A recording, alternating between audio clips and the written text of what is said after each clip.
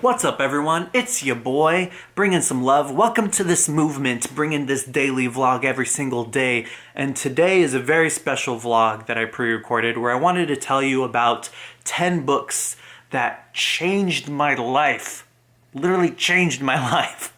So please enjoy that. I enjoyed talking about it. Let's just jump right into this.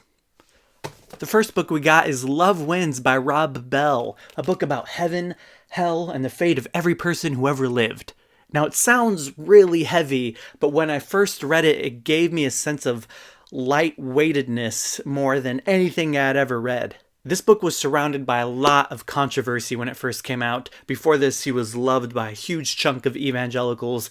After this, not so much, because he kind of questions the existence of a literal hell in this book and just goes through all the verses in the Bible where we mention hell, heaven, the afterlife, judgment, and puts it into context. And also talks about the God who chases people to the end with God's love. But it actually wasn't the stuff about questioning hell that made me really love this book. It was actually the way he talked about heaven. And it made me see that whatever heaven is, it starts right here, right now. And this idea ignited me spiritually in so many ways, made me realize that Christianity, the way of Jesus, the way of love, is about a life able to be lived here and now. We don't have to wait until later. And that has really driven me for years. Next, we got Insurrection by Peter Rollins. Oh man, this book. Whew!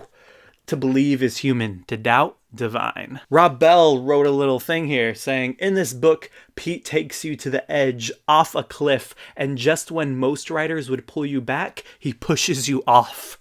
But after your initial panic, you realize that your fall is a form of flying, and it's thrilling. For those going through a deconstruction of your faith, this book will just push you way further. And that's what it kind of did for me when I first read it. In this book, he talks about what he calls pyrotheology. And in pyrotheology, it's about deconstructing and tearing apart our beliefs and all the ways we seek certainty and satisfaction, and seeing what's underneath all of that. Seeing that Christianity is actually not about life after death, but the potential for life before death. And Peter Rollins has been a huge inspiration for me. I've even got to meet him and hang out with him, and I did an event with him where I did some poems inspired by his work with him. Super crazy and cool. Next, we got another Rob Bell book. I didn't want to do any double authors here, but I'm sorry, these two books were huge for me. Jesus Wants to Save Christians, a manifesto for the church in exile.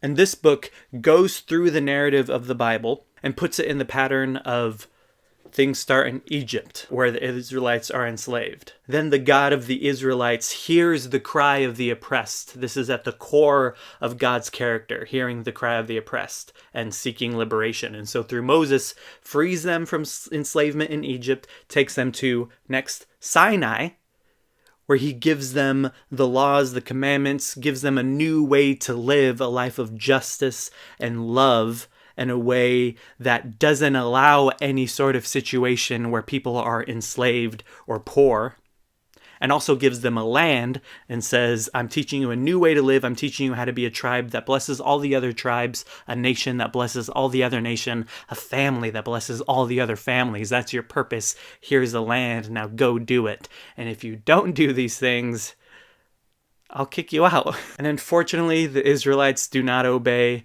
And that's when we get to Jerusalem, the kingdom they build for themselves. King Solomon builds huge temple for God.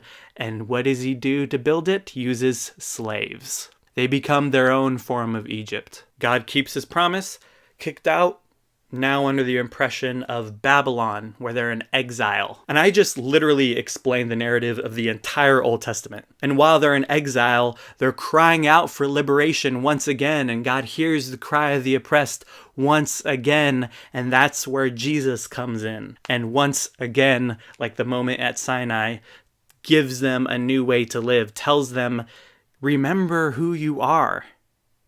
Live a life of justice, of peace, of love. Remember, you were called to be a nation that blesses all the other nations, a family that blesses all the other families. Because Jesus didn't come to start a new religion. He came as a Jew, preaching to other Jews, saying, remember the goal here. Thus, the movement, the revolution started. Rob Bell and his co-author Don Golden call this a new Exodus theology. And it changed everything for me for how I read the Bible. Now, whenever I describe the Bible, that's how I describe it, because to me it is one, the simplest way to understand it for people who are new to the Bible, and two, it is the most honest reading of the Bible when you take the entire narrative into the picture. Next, speaking of the Bible, a book by religion scholar Marcus Borg, Reading the Bible Again for the First Time. Oh, this is one of my favorite subtitles ever. Taking the Bible seriously, but not literally. And this book pretty much goes through the narrative of the Bible too, and pretty much does what the subtitle says. Talk about how literal interpretation of the Bible is very, very new, didn't come around until post-Enlightenment, when truth became about how can it be scientifically proven that's the only way it can be true, when actually the Bible was written in a way different form of truth, a kind of more than literal truth. And the purpose of the Bible isn't to get historical facts from and then argue them. The purpose of the Bible is to unite people around a story of being, like I said with the other one, a nation that blesses all the other nation, a tribe that blesses all the other tribes. Next, a book by the Pope Francis. The Name of God is Mercy. That's one of my favorite book titles ever. The Name of God is Mercy. And this book is literally an interview he did. He's just answering questions about mercy and God, and really just shaping our image of God, and talking about how the primary characteristic of how we should understand God is mercy, is love, is compassion. Because God is love, no exceptions. Next, this book is just pure philosophy. The Myth of Sisyphus by Albert Camus.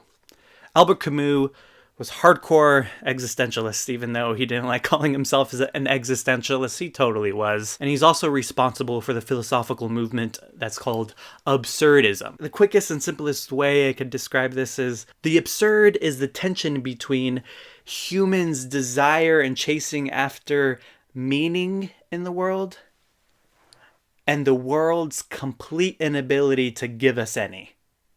The absurd is the tension between those two things. And I love how Camus even says, I'm not saying life has no meaning, that there is no meaning at all.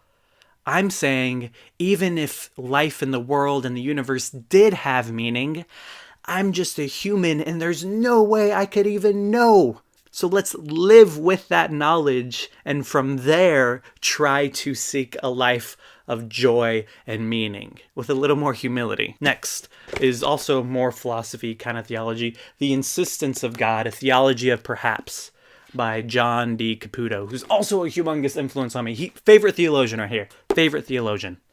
Hands down. And in this book, he says, God doesn't exist. God insists. Because existence and the way we understand existence, God doesn't live in those categories. One of my favorite all-time quotes from John Caputo, he said in an interview, the choice between theism and atheism is lame. Because, like, come on. We're talking about God here. But also in this book, he talks about God in some mysterious, completely incomprehensible way calls for us to live justly. With love. We all feel and hear this call within us, even though we don't know or could ever understand what that call is coming from. And by responding to this call and living this life of justice and love, that action is the existence of God. That action brings God into full expression. And that's beautiful. All right, next we got How God Changes Your Brain, Breakthrough Findings from a Leading Neuroscientist by Andrew Newberg and Mark Robert Waldman. And this book really opened my mind in a lot of ways. God, praying to God, meditating, contemplating on God, legit changes your brain, and it could be seen in brain scans. I'll just read a quick bit from the flap. It could explain it quicker and simpler than I ever could. It offers the following breakthrough discoveries. Not only do prayer and spiritual practice reduce stress and anxiety, but just 12 minutes of meditation per day may slow down the aging process. Also, contemplating a loving God rather than a punitive God reduces anxiety, depression, and stress, and increases feelings of security, compassion, and love. Also, fundamentalism in and of itself is benign and can be personally beneficial, but the anger and prejudice generated by extreme beliefs can permanently damage your brain. And the last one, intense prayer and meditation permanently change numerous structures and functions in the brain, altering your values and the way you perceive reality. Seriously. And this also made me start to approach faith in a totally way more pragmatic and practical way. Next, we got Zealot, The Life and Times of Jesus of Nazareth by Reza Aslan. He gives us amazing insights through this book. There's tons of books about the historical Jesus, and I've read a lot of them, and historical Jesus studies is actually extremely important to me and my faith and my spiritual journey. But this one is an extremely simple one. If you want to get into historical Jesus studies, this is a really good starter. And historical Jesus studies is really just looking at the life and times that Jesus lived, first century Palestine, which was ruled over by the Empire of Rome, seeing how the people within the region of Galilee lived like Jesus did, and letting those historical facts shape this character of Jesus. We can determine historically a few things. One, Jesus was Jewish, which is huge. Secondly, Jesus started a movement predicated on the message of the kingdom of God. Historians can argue on what the kingdom of God means, but that happened. And thirdly, Jesus was executed through crucifixion by the Roman government. Putting someone on a cross on a hill for everyone to see, humiliating them and torturing them to death, was a way of deterring anyone else who may even think of starting any sort of uprising against the Roman government and Caesar. Jesus wasn't killed for being too nice or being too loving or being a hippie, whatever. He was killed because he started a movement that said the world is actually made a better place through sacrificial love, the way of Jesus, rather than what Caesar was saying, which was the world is made a better place and saved through conquering everyone else who gets in our way. Once you understand that stuff, your understanding of Jesus completely widens up like crazy, which is why I love historical Jesus studies. And last but not least, Big Magic by Elizabeth Gilbert.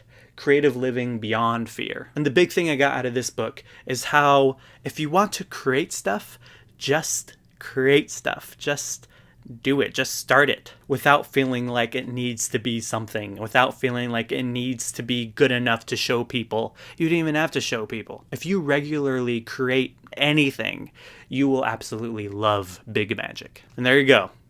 10 books that have completely changed my life, that have completely widened me up, and I think has made me a better person.